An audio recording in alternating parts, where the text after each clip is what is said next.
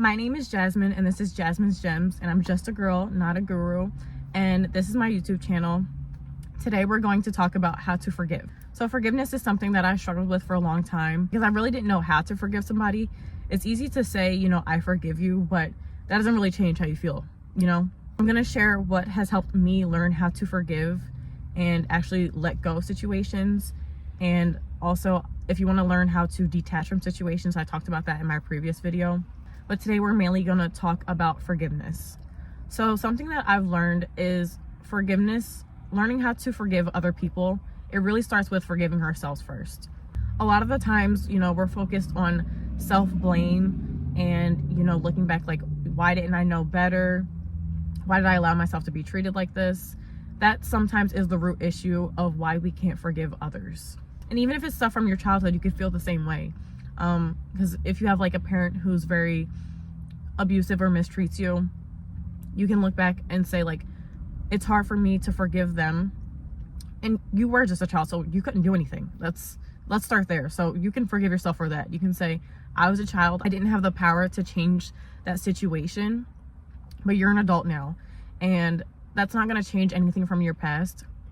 But what you can take from it is like, if you're still struggling with people mistreating you, weak boundaries, people pleasing, things that may have stemmed from your parents' abuse or mistreatment. And this is just one example. This is just for anything forgiveness wise, but I'm just going to stick with this example for now. You're still struggling with those, side effects from that trauma. And you can acknowledge like, okay, I was a child now. And because of what happened when I was a child, I'm struggling with these things. So as an adult, I've also put up with certain things that were situations of mistreatment or even abuse. And now I'm going to take accountability and say, yes, I did let people mistreat me, but from now on, that stops. And that's not saying you're going to be perfect.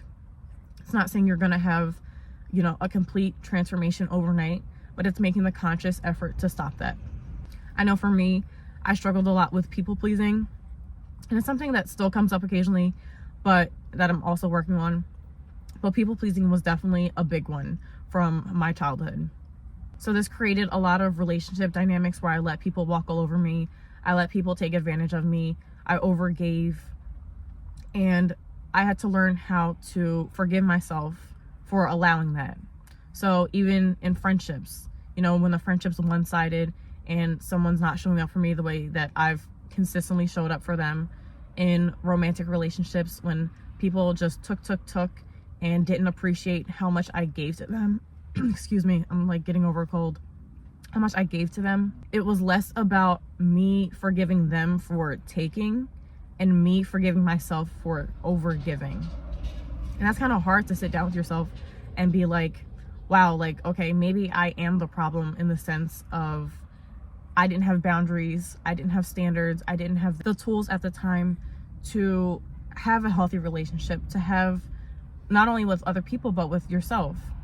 Because if you have a healthy relationship with yourself, and you have the right boundaries and all of that, you're more than likely not gonna allow that mistreatment and that disrespect in your life. So this is why you might hear that saying like, forgiveness isn't for them, it's for you. Because it really is for you. It has nothing to do with them. And that's a saying that it took a while for me to understand, especially as a kid. I used to hear it all the time, especially on movies. And then I used to be like, what do you mean? Like, it sounds like I'm just giving my power away. It's kind of giving them a green light to say that it's okay to mistreat me, and it's not. And that's not what it is. Forgiving somebody isn't saying it's okay that you did what you did or didn't do. It's just saying like, okay, I see the situation, I see you as a person, and I'm just choosing to let go and move on. Also, with forgiving yourself, you have to realize that hindsight is 20/20. We're not perfect. We're not God. We're human. So to sit here and try to look back and say, well, I should have known better. I should have did this. I should have did that. Like, yeah, it's so much easier to say that after you've gone through it, not while you're going through it. And while you're going through situations, especially with emotions involved, it's a lot harder to think and see clearly. Something that's also helped me forgive other people is to kind of look at them as a child. Not in the sense of like, they don't know what they're doing, but once you look at people as, maybe who they are as children or what they experience as children, it's a lot easier to forgive. So back to the parent example, If you have a parent that mistreats you, more than likely they also experienced abuse or mistreatment from their parent. And if you do know what your parent has experienced as a child, that can help you forgive them a lot easier. So if you had a parent who experienced a lot of physical abuse, a lot of emotional abuse, who had a parent that, you know, had substance abuse issues, who did X, Y, and Z, and you might not know the extent of what their childhood looked like, but you know that it wasn't pretty. So you can look at it with the mindset of like, oh my gosh, like I couldn't imagine going through that as a child. I couldn't imagine going through that as an adult, actually, but let alone being a child. Like, it's a lot easier to have compassion in that sense and be like, okay, well, if I experienced that, maybe I would have the same reaction. You don't know. Like, you don't know until you experience these things. And even if you do experience, you know, the same thing as your parents, everyone's different and everyone reacts differently. For the record, I'm not saying that this is okay. I'm not saying that, you know, I'm not saying the cycle of abuse is okay. I'm not saying if you're being mistreated, that's an excuse to mistreat people. I'm just saying from a standpoint of forgiveness, it's easier to forgive somebody once you know their history and their trauma.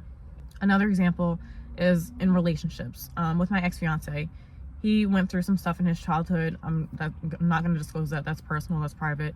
So when I was trying to forgive him, it was like, okay, like for me, I was like, what in the world? And I didn't even know the full extent to certain things. So I was like, what in the world could you have experienced as a child that makes you act like this all of a sudden?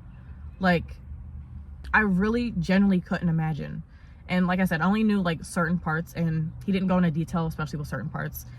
And I didn't want to ask because I didn't want him to relive his trauma, because just the general glance of it, it was like a lot.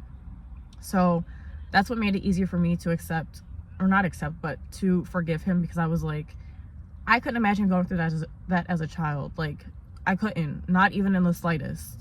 And yes, he's an adult, and yes, he should take accountability and, you know, go to therapy or do whatever it is he needs to do so that he's not hurting people, especially in the sense that he hurt me and also other women. That is something that I found out about afterwards. But it's not an excuse, but it helps me forgive him. Because it's like, I'm looking at you through the lens of like, you're a scared child on the inside. A lot of humans and adults, a lot of them are stunted emotionally. They really are. So if you're looking at them from the angle of like, okay, what emotional age are you? Are you still that scared 6-year-old that was abused? Are you still that teenager who was mistreated, who was emotionally, verbally, physically abused? Are you that child that was homeless? Are you that child that experienced all these horrific things on the inside? Because like I said, a lot of people are very emotionally, mentally stunted. They don't do the work to get past that point of their trauma. So like, for instance, if somebody had like a good childhood from age 0 to 7, and then at 7 something horrific started happening, and especially if it was ongoing, they're still mentally and emotionally here. So like, they might be 50 years old, but they're still stuck in that mindset of like, not necessarily woe is me, but like, I'm still that child that was, you know, treated horrifically. And I'm not gonna even go into details, but just use your imagination. Once you start realizing this, it makes it easier to also notice other behaviors, other patterns. This is why if someone had a very scarce childhood and they're making a lot of money now, they're very wealthy, they might still have that same scarcity mindset where they're very penny pinchers. They don't want to share their money. They don't want to be generous. They want to be really greedy. They just want to hold on to their money. They never want to spend it. And they're not even enjoying their money. Like, this goes so beyond just, you know, forgiveness, actually. This is like, I can make a whole other video about this, which I can if you guys want me to. But ultimately, looking at them as a child, and again, I'm not excusing the behavior. We're adults. We have the conscious decision to do better, to act better, to make ourselves right. We can't choose what happened to us in our childhood, but we can choose how we react to it as an adult. But if you look at somebody as that child, it's a lot easier to forgive them. And like I said earlier, forgiveness isn't for them, it's for you. Because if you're holding on to all of those negative feelings, negative emotions, that can create a lot of issues, not only for yourself emotionally, mentally, it can come out physically too. It can turn into autoimmune diseases. It can turn into inflammation, you know, acne, literally anything that, it's like chronic stress, essentially. So that's why I'm saying forgiveness is for you. It's not for them. And it's not excusing any of their behavior. But it's just coming from a spot of understanding, having empathy, and just knowing like we are human, we're not perfect. And, you know, if you were to walk in their shoes, maybe you would do the same thing. I hate to say it, but maybe you would. Like, you don't know how you would react in certain situations because you haven't been in them. But ultimately, to forgive, you have to learn how to forgive yourself first. You have to learn how to just know that hindsight is 20/20. That ties back into the self-forgiveness. And then you also have to have empathy and compassion for the person that hurt you. And sometimes that's actually the hardest part, because it's like, how can I empathize with the person who caused me pain? And also just know the scales do balance out eventually. Justice comes whether you see it or not. The scales always balance out. So if someone like is generally just a horrible person, them being a horrible person also might be their karma, but I'm sure they will get their just desserts. You might not see it, but it'll happen eventually. Trust that. But those are my thoughts on forgiveness. I'm sorry if it was all over the place. My phone just kept running out of storage, so I had to keep bouncing in and out. And I might have lost my train of thought here and there, but you know, we're human. We forgive ourselves. So, so if that was a bit of a ramble, my bad. But I hope you gathered all of, you know, the information that I was trying to convey. I'm just a girl, not a guru. And if you like my content, like, share, subscribe. Thank you for watching.